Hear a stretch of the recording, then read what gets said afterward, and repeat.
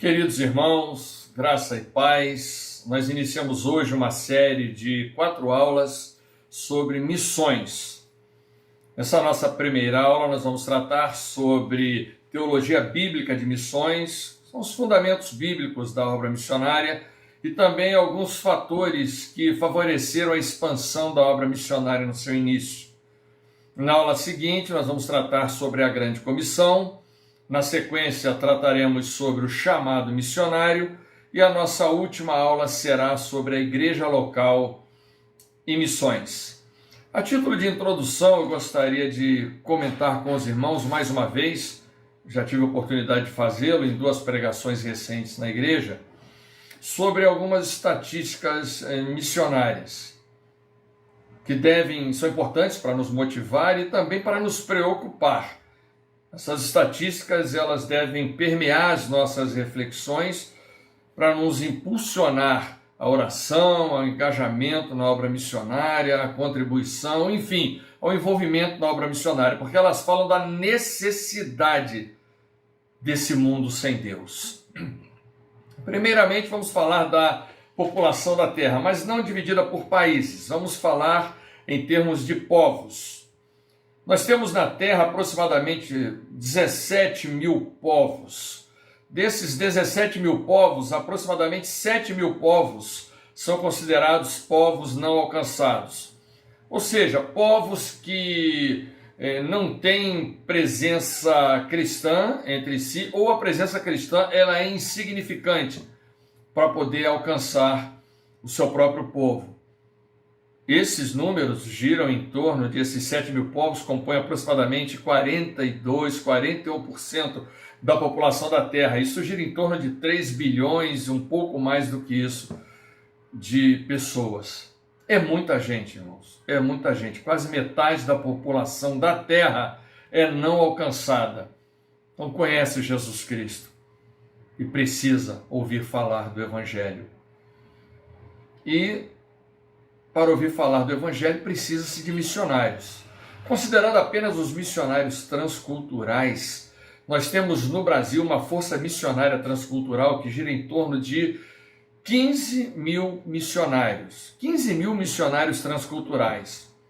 Parece muita coisa, mas não é, irmãos. A igreja evangélica no Brasil gira em torno de 50 milhões de pessoas. Se 10% da igreja evangélica brasileira fosse de missionários, nós teríamos uma força missionária transcultural de 5 milhões de pessoas. No entanto, apenas 15 mil crentes brasileiros estão trabalhando na obra missionária transcultural. É muito pouco. A nossa igreja é uma bênção. A igreja evangélica no Brasil, uma igreja vibrante, é uma igreja animada, é uma igreja que cresce, é uma igreja que, em detrimento de todas as suas dificuldades, os seus altos e baixos, não é uma igreja ruim, é uma igreja muito boa. No entanto, falta visão missionária. Não faz sentido. Os missiólogos no mundo, eles estudam muito a igreja evangélica brasileira. E às vezes fica difícil entender uma igreja desse tamanho ter apenas 15 mil missionários transculturais. Missionários transculturais não é só trabalhando entre povos não alcançados do exterior. Nós temos povos não alcançados também dentro do Brasil. Então, trabalhando com povos não alcançados, povos de outra cultura. São 15 mil apenas. Olhando para a questão da tradução da Bíblia, nós temos no mundo aproximadamente 7.361 línguas vivas. Dessas, 4.011 línguas não têm a Bíblia traduzida. Preocupante. Temos 257 etnias indígenas no Brasil. Apenas 4 têm a Bíblia completa na sua língua. Se a gente olha para os 7 segmentos menos evangelizados do Brasil, nós temos entre eles os povos indígenas, 107 tribos indígenas brasileiras são consideradas tribos não alcançadas. Isso é preocupante, irmãos. Vamos olhar para os ribeirinhos. 10 mil comunidades ribeirinhas sem igreja evangélica. 10 mil. Cerca de 6 mil assentamentos sertanejos sem igreja evangélica. 2 mil comunidades quilombolas no Brasil sem igreja evangélica. Temos no Brasil, dados do IBGE, aproximadamente 1.200.000 ciganos. Desses, 700 mil são da etnia Calon. Menos de 1% da etnia Calon. Desses 700 mil, menos de 1% ouviu falar do Evangelho de Jesus Cristo. Vamos olhar para os imigrantes. Nós temos no Brasil população representante de cerca de 100 países no mundo. Desses, 27 países são fechados para o Evangelho. Você não consegue entrar como missionário, como religioso, não consegue. Mas se essas pessoas são alcançadas aqui no Brasil e entregam sua vida a Jesus, elas têm toda a liberdade, por serem nacionais de seu país de origem, de retornarem, de ingressarem no seu país e darão entrada, lavados, remidos no sangue de Jesus, para alcançar os seus irmãos de cidadania. Esses povos, esses imigrantes, precisam ser alcançados. E por último, desses 7 segmentos menos evangelizados no Brasil, nós temos os surdos. Uma comunidade de 9 milhões de surdos no Brasil. 9 milhões. Desses 9 milhões, apenas 1% se declara crente em Jesus Cristo. Eu vou repetir, meu querido. Desses 9 milhões, apenas 1% se declara crente em Jesus Cristo. Esses números devem nos preocupar. Esses números devem nos movimentar na direção do engajamento da obra missionária. Seja mobilizando, recrutando, treinando, enviando, sustentando, alguma coisa a gente tem que fazer.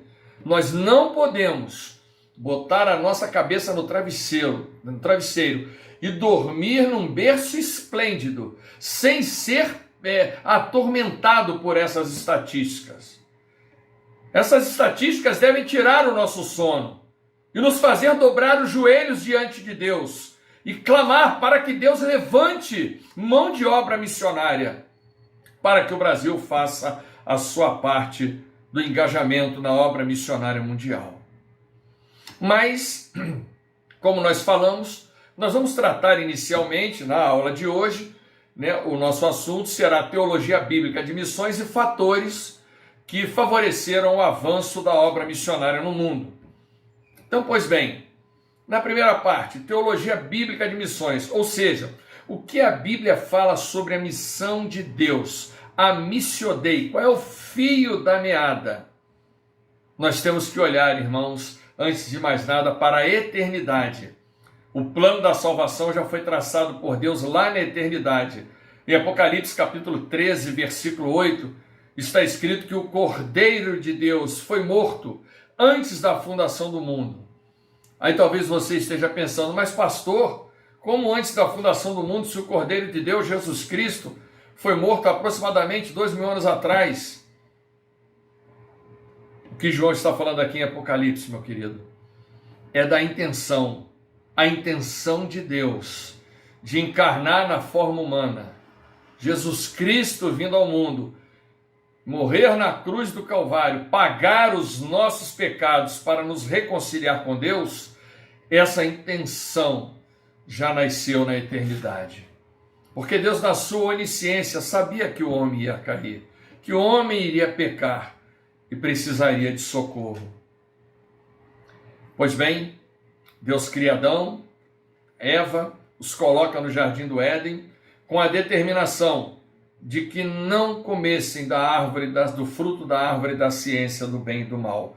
Mas eles desobedecem a Deus, eles comem do fruto, e essa desobediência abriu a porta para a entrada do pecado na história da humanidade. E esse pecado entra, essa natureza pecaminosa entra no homem, fazendo um estrago incalculável. A maior chaga, a maior pandemia da história chama-se pecado. E a cura para o pecado estava no derramamento do sangue de Jesus Cristo. Por isso, em Gênesis capítulo 3, versículo 15, chamado também de proto-evangelho, depois de Deus falar com Adão, falar com Eva, Deus fala com a serpente e diz em Gênesis 3,15: porém inimizade entre ti e a mulher, entre a tua descendência e o seu descendente, este te ferirá a cabeça e tu lhe ferirás o calcanhar. Aí estava estabelecido, estava dado o ponto de partida para o cumprimento do plano da salvação de Jesus Cristo na terra. Eu falo de ponto de partida porque a revelação bíblica, ela é progressiva, ela não vem toda de uma vez. Depois de Deus falar isso com Adão e Eva e dizer à serpente que viria um descendente da mulher que a derrotaria, ele põe em prática o seu plano. Deus vai em Ur dos Caldeus, lá na Mesopotâmia, chama um homem chamado Abraão e diz: Abraão, sai do meio da tua terra, do meio da tua parentela e vai para a terra que eu vou te mostrar. Abraão, sai e vai andando, Abraão. Eu sou Deus sobre a tua vida. Eu vou te levar a uma terra e lá eu vou te estabelecer. E Abraão segue o seu caminho e Deus diz a Abraão em Gênesis capítulo 12, versículos 1, 2 e 3, depois você lê na sua Bíblia, o seguinte: em ti, Abraão, serão benditas todas as famílias da terra, porque eu farei de ti, Abraão, uma grande nação. Que nação é essa? É a nação de Israel que virá anos depois. De Abraão vem Isaque, o filho da promessa. De Isaque vem Jacó e Esaú. Esaú vem do seu direito à primogenitura. Jacó se torna o filho da promessa. Jacó tem 12 filhos e já com a sua família, aqueles que o cercavam, gerando em torno de 70 pessoas, ele desce para o Egito para encontrar o seu filho José, que governava o Egito, e lá ele se estabelece na terra de Gozém, já cumprindo o propósito de Deus. Lá eles se multiplicam, vem a opressão no Egito, o povo se torna escravo, e esse povo sai do Egito, somando ali aproximadamente uns 2 milhões de pessoas, homens, mulheres e crianças. 2 milhões de pessoas. Sai um bando do Egito, atravessa o Mar Vermelho de maneira poderosa, o mar se abre pela ação de Deus. Eles entram no deserto do Sinai, e no deserto do Sinai, Deus faz uma parada no Monte Sinai. E ali Deus chama Moisés ao monte e dá a Moisés a lei que iria governar religiosamente, civilmente, constitucionalmente Israel. Ou seja, no Sinai, Deus transforma Israel numa nação. Agora não é mais um bando, são um grupo gigantesco de pessoas que tem uma lei para que a governasse. Esse povo caminha, entra na terra prometida, de posse desta lei, para que na terra prometida por Deus, a terra de Canaã, ele ali, seguindo a lei de Deus, Israel se tornasse um exemplo para todos os povos, para que os povos, aquele mundo pagão, corrompido, pervertido, perverso, a população do mundo olhasse para Israel e visse em Israel a bênção de Deus e desejasse também servir ao Deus de Israel. Se você gostaria de entender, pretende entender como era a vida desse povo pagão no mundo daquela época, leia Êxodo, Levítico, Número e Deuteronômio. Leia esses 4 livros e veja o que Deus colocou ali como determinação da lei que ele deu ao povo de Israel. Você pega o contrário de tudo que está ali. Era o que aquele povo no mundo praticava naquela época, os povos pagãos. Era uma vida terrível, uma vida de opressão, uma vida de devassidão moral, uma vida sem esperança, uma vida sem perspectiva, uma vida de sofrimento, como é a vida de todas as pessoas que se afastam de Deus, que estão dominadas pela natureza pecaminosa, que ainda não tiveram encontro com Cristo, que não se reconciliaram com Deus. Israel tinha essa finalidade, de atrair. A gente chama na missiologia essa força de força centrípeta, uma força que atrai o corpo para o centro. Israel, na obra missionária, na visão missionária de Deus, na Missio Dei, na missão de Deus, tinha o objetivo de atrair os povos para Deus através da sua conduta, através do seu exemplo, através do seu comportamento, do seu serviço e do seu culto a Deus. Porque a bênção de Deus repousaria sobre Israel, fruto da obediência de Israel. E eu pergunto, meus queridos, quem não quer ser abençoado por Deus? Quem não quer ter uma vida próspera e feliz? Essa era a estratégia de Deus através de Israel. E nós vemos isso de uma maneira muito interessante quando nós olhamos para o encontro entre Davi e Golias. Naquele momento em que Davi está no embate com Golias, no capítulo 17 do livro de 1 Samuel, versículo 46, Davi fala algo muito interessante para Golias. Depois de Golias afrontar o exército de Israel, afrontar Davi, dizendo que ia matar Davi, destroçar das carnes de Davi as bestas feras do campo, enfim, aquela afronta nefasta e gigantesca da parte de Golias, Davi diz a Golias no versículo 46, capítulo 17, hoje mesmo o Senhor te entregará nas minhas mãos, eu vou te ferir, eu vou tirar a tua cabeça e aos cadáveres do arraial dos filisteus eu darei hoje mesmo as aves dos céus e as bestas feras da terra. Ou seja, Golias, eu vou te matar e vou jogar as tuas carnes, as bestas feras do campo. O que você desejou para mim, eu vou fazer com você. E toda a terra saberá, ele diz no final do versículo, que há Deus em Israel. Esta frase, ela é fantástica. Ela resume a Missio Dei através, a missão de Deus através de Israel. E toda a terra saberá que há Deus em Israel. Só que o tempo passa, meu querido. Israel se envolve com idolatria, Israel se envolve com uma vida de pecados, com altos e baixos, a mão de Deus pesa em Israel, o reino se divide, vão 10 tribos para o reino do norte, ficam 2 tribos com o reino do sul, o reino do norte, alguns anos depois, vai cativo para a Síria, e alguns anos mais tarde, também vai cativo para a Babilônia, o reino do sul, a tribo de Judá e Benjamim. E lá na Babilônia, esse povo se conserta com Deus, esse povo se quebranta, esse povo reconhece seus pecados, reconhece o erro que a idolatria representou na sua vida, o quanto os afastou de Deus. E depois de 70 anos do cativeiro babilônico, esse povo sai para retornar para a terra de Canaã. Só que não retorna só para a terra de Canaã. Acontece algo chamado de diáspora. O povo de Israel se espalha pelo mundo afora.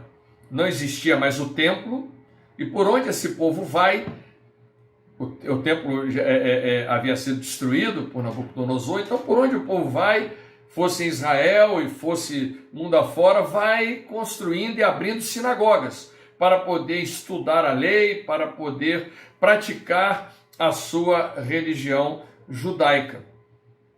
E isso nós vamos ver mais para frente, foi algo assim estratégico da parte de Deus. Onde é que eu quero chegar, meus queridos? Israel falhou. Israel, que tinha o objetivo de atuar como força centrípeta, de atrair os povos para si, falhou. E aí Deus entra através da igreja que foi fundada por Jesus Cristo, a igreja cristã na face da terra, de uma maneira diferente, não mais como força centrípeta, mas como força centrífuga. A igreja saindo, não mais atraindo os povos para si, mas saindo e indo na direção dos povos, proclamar o evangelho de Jesus Cristo, levar a palavra de Deus. Então o papel da igreja é fundamental. Na sua Bíblia, você pode ler na primeira carta de Pedro, capítulo 2, versículo 9, Pedro falando: vós, porém, sois raça eleita, sacerdócio real, nação santa, povo de propriedade exclusiva de Deus, a fim de proclamardes as virtudes daquele que vos chamou das trevas para a maravilhosa luz. Meu querido, aqui está uma chave para a sua vida. Por que Jesus Cristo transformou a sua vida? Jesus Cristo te tirou das trevas para a sua maravilhosa luz, fez de você uma raça eleita, um sacerdócio real, uma nação santa, povo de propriedade exclusiva dele, para você proclamar as virtudes daquele que te chamou para essa nova vida.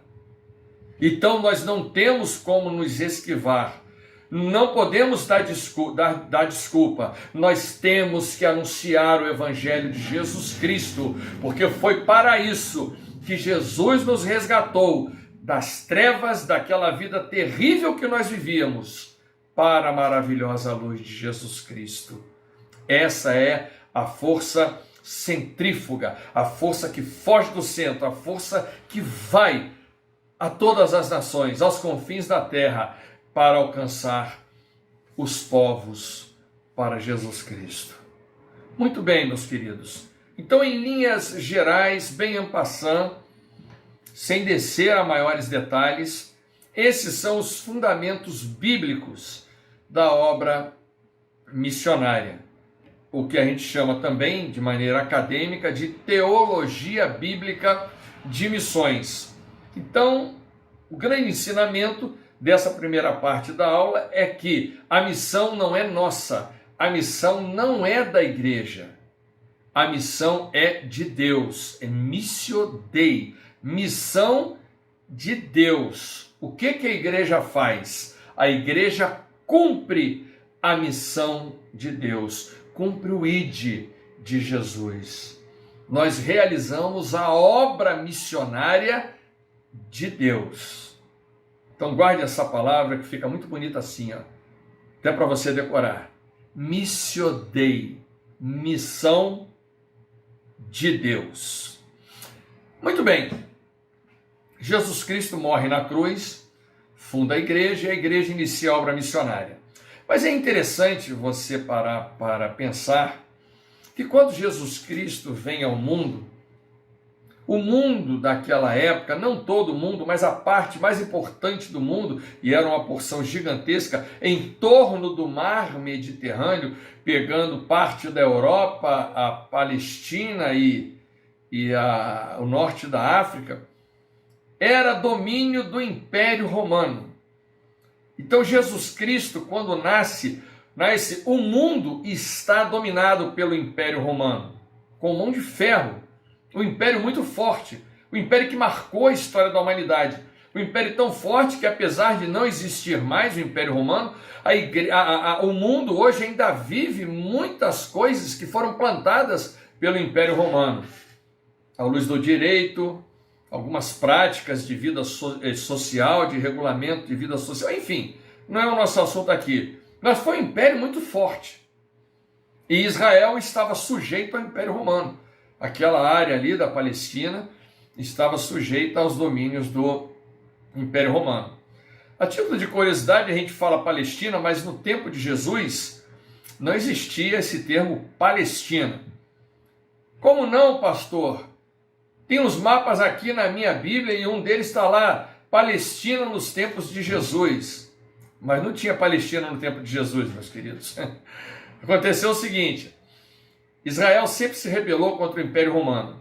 Então aconteceram várias revoltas, que não aceitavam o domínio do Império Romano, com as imposições romanas na sua vida.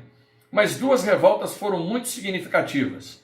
A revolta do ano 70, em que o general Tito invade Jerusalém, destrói o templo, não ficou pedra sobre pedra, foi aquele caos, mas continuou Jerusalém. Mas os judeus foram o fruto do andamento do Império Romano, das questões políticas do Império Romano, estavam enfrentando também vários problemas, e o povo de Israel foi se rebelando, várias revoltas foram acontecendo, e uma revolta muito significativa aconteceu no ano 135, em que o imperador Adriano resolveu de vez pôr um fim a essa história de rebeldia, de revoluções, de revoltas lá em Israel. E o imperador Adriano vai, destrói Jerusalém, mas devasta tudo, e não só faz isso, mas muda o nome daquele lugar, de província de Judá, o nome histórico que tinha antes, e o imperador Adriano dá o nome de Palestina. Palestina vem da palavra Filistina. Filistina vem de Filisteu, e Filisteu era um povo aparentado com os gregos, que não tinha nada a ver com aquela região ali. Então ele resolveu botar uma pá de cal, mudou o nome da cidade de Jerusalém, se não me engano, para Hélia Capitolina, e enfim, para botar um fim de vez àquelas rebeliões. Então, a partir do ano 135, passou a se chamar Palestina. Então não existia Palestina na época de Jesus. Existia o território, obviamente, mas esse nome não existia. Mas pastor, então, o que muda na minha Bíblia? Não muda nada, meu querido. É apenas curiosidade, informação, uma cultura geral para você. Tá legal? Vai de crédito aí na aula. Então, pois bem, quando Jesus Cristo nasce, o mundo estava preparado para receber Jesus Cristo, para Jesus Cristo conduzir o seu ministério e a igreja começar a sua obra, nascer e dar início à obra missionária. E aí nós vamos tratar agora, de uma maneira bem superficial também, sem grande aprofundamento, mas algumas informações importantes sobre os fatores que favoreceram a expansão da obra missionária no seu início.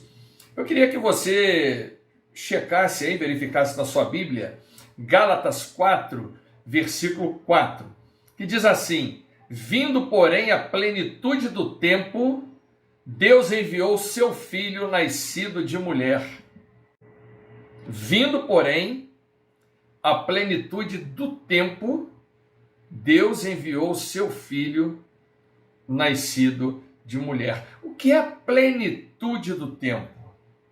É interessante a gente refletir sobre isso. Eu queria chamar a sua atenção para uma analogia. Você conhece o Aterro do Flamengo, aqui no Rio de Janeiro, um parque lindo, maravilhoso, lindíssimo, mas ele não existia.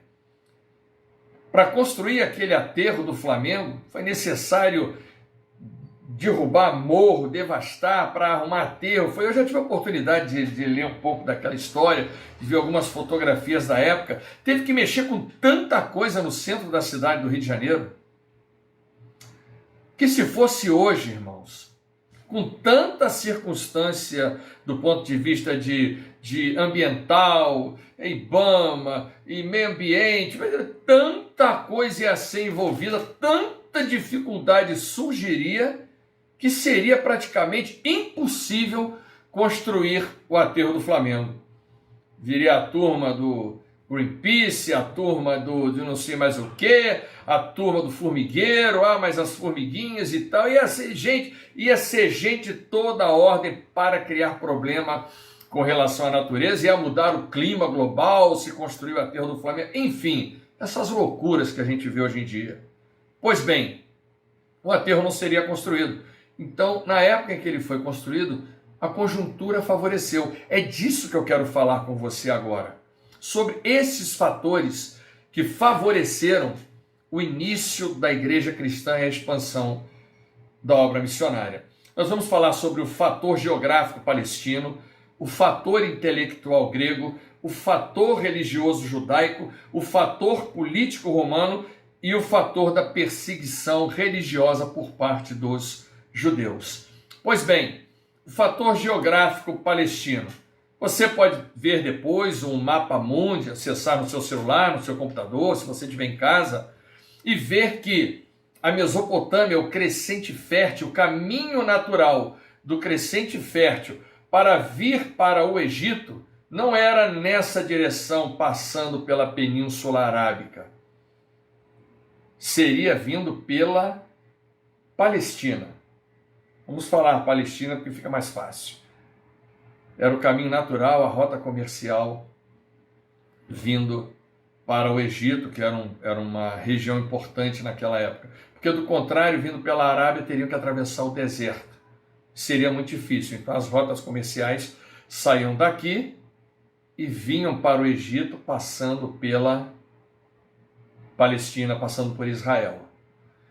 Uma outra coisa importante é que Israel, se você olhar a geografia, ele está de frente para o Mar Mediterrâneo. O Mar Mediterrâneo, a grande bacia do Mediterrâneo, começa lá no Estreito de Gibraltar e ele vem atravessando todo o mar e chega ali em Israel. Então, a posição geográfica de Israel favoreceu demais a expansão da obra missionária. Israel estava de frente para o Mar Mediterrâneo e era uma rota comercial, como falei, da Mesopotâmia para o Egito e também do Egito para a Europa, passava por Israel.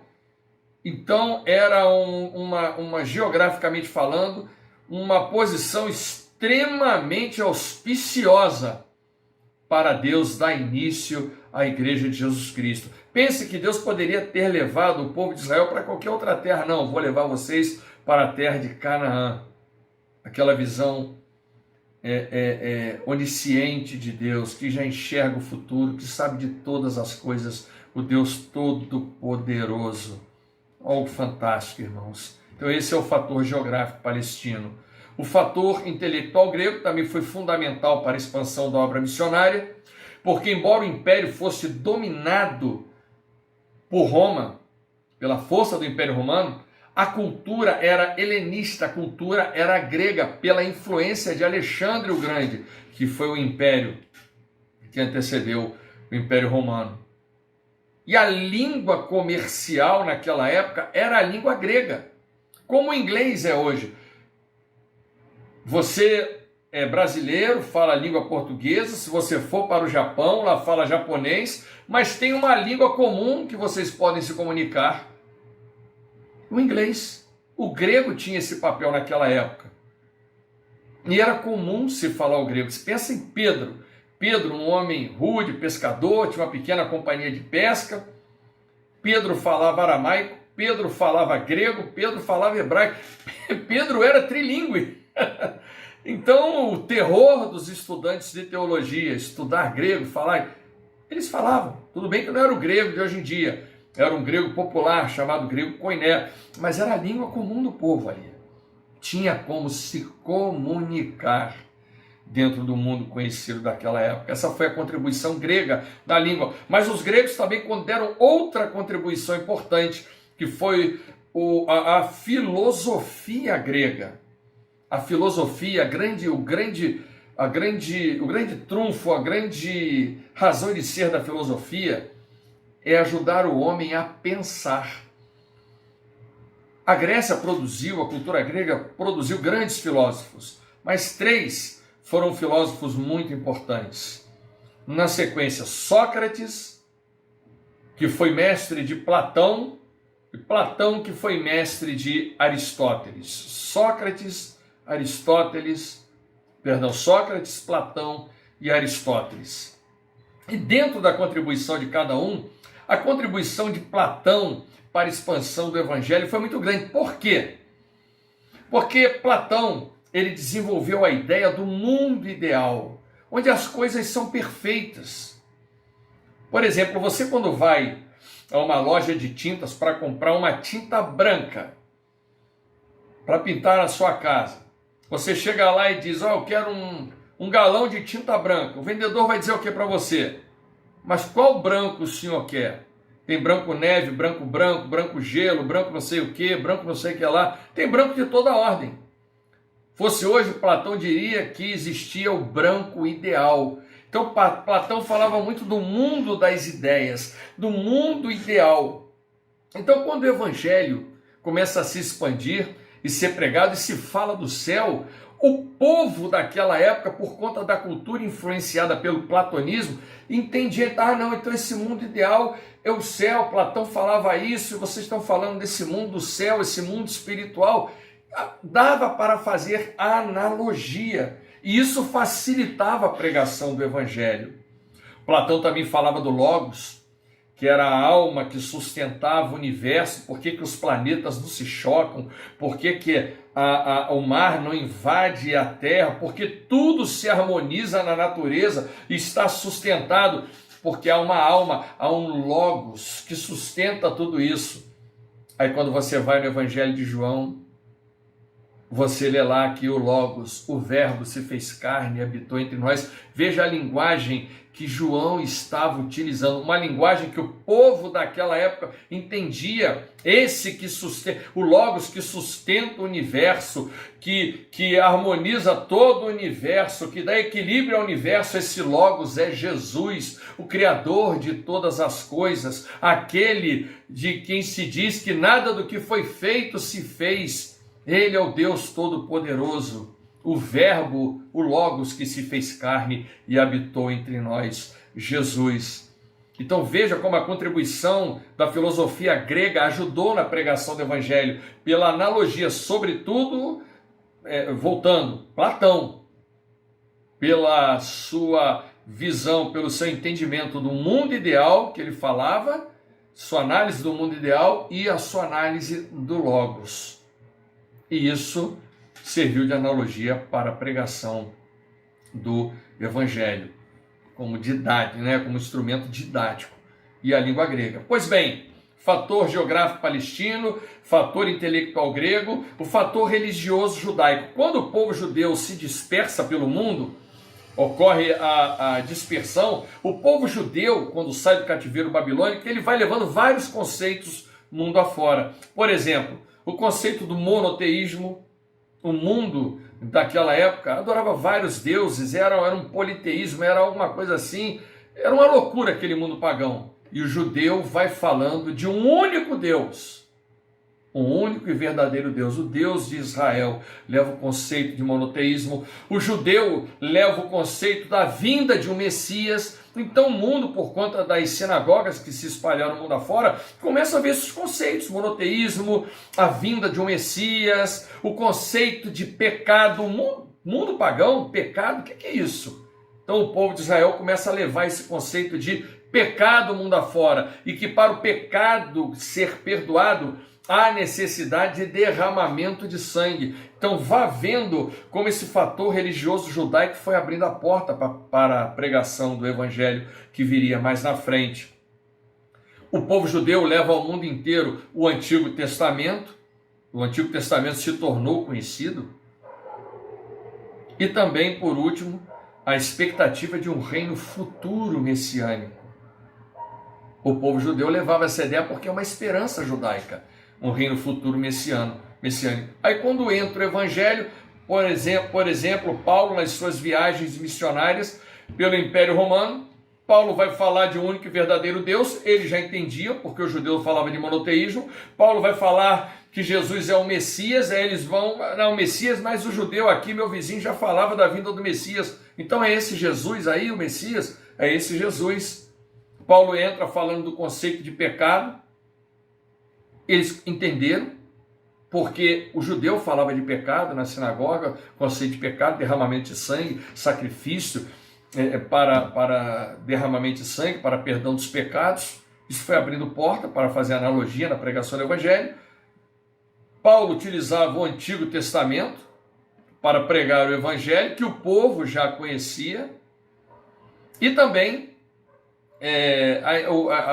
a expectativa de um reino messiânico futuro, quando Paulo falava a vinda do Messias, esse Messias que vai voltar, que vai arrebatar a igreja, e sabe, o milênio começou a ser falado, a vida eterna, e sabe essa coisa fantástica, maravilhosa que nos toca o coração. O mundo ouvia Paulo falar, por exemplo, tratando especificamente de Paulo nas suas viagens missionárias, e fazia analogia com o que o judeu já vinha falando há alguns anos. Então essa contribuição religiosa judaica no mundo para a expansão da obra missionária, ela foi importante, foi fundamental. Temos também o fator político romano, que foi importante. Roma foi a primeira organização eclesiástica, primeira organização para-eclesiástica, missionária, porque Roma pegou Paulo, que era um missionário poderosamente usado por Deus, e levou ele de graça para Roma, levou preso, porque ele recorreu a César, e lá colocou ele em segurança, e ele de lá continuou expandindo da capital do império, começou a expandir o evangelho ainda mais, ou seja, e é interessante que o livro de Atos capítulo 28, termina em Roma. Por que não conta mais a história da expansão do evangelho, a Bíblia, a partir de Roma? Não tem Atos 29, Atos 30, Atos 31, que não precisa, meu querido. O que Atos está dizendo é o seguinte: o evangelho chegou em Roma, chegou na capital do império, agora ninguém segura mais, vai se espalhar pela terra toda, e realmente aconteceu. Então, essa é a primeira contribuição do fator político romano.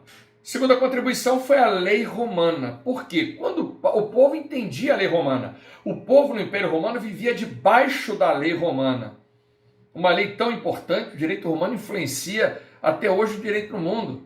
Tem algumas correntes do direito, alguns seguem a corrente do direito romano, outros seguem a corrente do direito bretão, outros do direito americano, enfim, o pessoal que é advogado aí entende bem disso daí. Estava debaixo da lei romana. Aí Paulo chega falando da lei do pecado. Então facilitava o entendimento na hora de evangelizar, da expansão da obra missionária, porque fazia comparação. A lei do pecado fazia analogia com a lei romana, isso favorecia a expansão do evangelho. Outra coisa que favoreceu demais a expansão do evangelho, que foi contribuição do fator político romano, foi a Pax Romana, a paz romana. Irmãos, era impossível navegar no Mediterrâneo. A pirataria era devastadora no mar Mediterrâneo. Andar pelas estradas era terrível. Salteadores, estupro, era uma coisa assim inimaginável. Mas com a mão de ferro do Império Romano, o Império Romano impôs a paz romana, a Pax Romana. E aí se tornou seguro navegar no Mediterrâneo, seguro trafegar pelas estradas romanas. Não que não existissem seus problemas, mas não era uma coisa desenfreada, porque havia nas estradas guarnições romanas espalhadas por todo o império, e o mar era patrulhado. E Paulo se valeu das estradas romanas, Paulo se valeu do Mediterrâneo para navegar para a expansão do Evangelho de Jesus Cristo. Então foi mais uma contribuição. O exército romano também contribuiu, é um outro fator político romano, demais para a expansão do evangelho. Por quê? Porque os militares romanos também foram se convertendo, e para onde Roma enviava as suas guarnições, seus soldados para ocupar as guarnições que estavam espalhadas por todo o império, eles levavam a sua fé.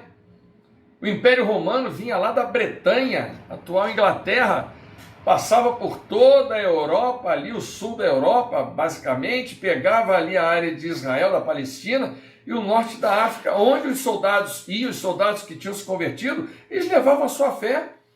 E a história é muito bonita, vale a pena você ler a história da igreja, pegar um livro da história da igreja e ler ali no seu início, soldados que morreram porque não negaram a sua fé, abriram mão das benesses e da boa vida, do prestígio que tinham no Império Romano. Uma coisa fantástica. Uma contribuição involuntária, mas uma contribuição político-romana para a expansão do Evangelho. E a outra foram as conquistas do Império Romano de povos pagãos. O império foi se expandindo, foi conquistando outros povos, e esses povos confiavam nos seus deuses para os livrar das invasões romanas. Como não conseguiam se livrar da invasão romana, Roma invadia e dominava, eles viam que os seus deuses, os deuses a quem eles serviam, eram deuses fracos, eram deuses impotentes, e aí abria espaço para a expansão do evangelho, porque o cristão chegava no avanço da obra missionária, anunciando um Deus forte, um Deus todo-poderoso, um Deus em que eles podiam confiar, um Deus que não falhava, um Deus que apresentava uma proposta de vida muito mais além do que libertação política. O Deus que trazia libertação para a alma. Então, o fator político romano contribuiu também muito com isso. E também, por último, o fator da perseguição religiosa por parte dos judeus. Atos 1:8, Jesus Cristo disse aos seus discípulos: mas descerá sobre vocês, o Espírito Santo de Deus, e vocês serão minhas testemunhas, tanto em Jerusalém, como em toda a Judéia, Samaria e até os confins da terra. Então isso é Atos 1:8. Mas como eles não queriam sair de Jerusalém para expandir a obra missionária, aí em Atos 8:1, após a morte de Estevão, se estabeleceu uma terrível perseguição sobre os cristãos no início da igreja. E eles, por conta da perseguição, fugiram e se espalharam. Então, quando Atos 1:8 não funciona, Atos 8:1, o trocadilho é interessante. Atos 8:1 entra em cena e eles se espalharam por conta da perseguição. Então, a perseguição religiosa por parte dos judeus contribuiu. Então são esses os 5 fatores que contribuíram para a expansão da obra missionária no seu início: o fator geográfico palestino, o fator intelectual grego, o fator religioso judaico, o fator político romano e o fator da perseguição religiosa por parte dos judeus. Ficou um pouquinho longo esse vídeo, porque é um vídeo inicial, mas que Deus nos abençoe. E a grande lição que a gente tira de tudo isso que nós meditamos hoje é o seguinte: o nosso Deus é um Deus todo-poderoso, um Deus onisciente, um Deus onipresente, é um Deus soberano. O governo de todas as coisas, o governo do mundo está nas mãos de Deus. O governo da sua vida está nas mãos de Deus. Esse é o nosso Deus. Que Deus te abençoe e até a próxima aula.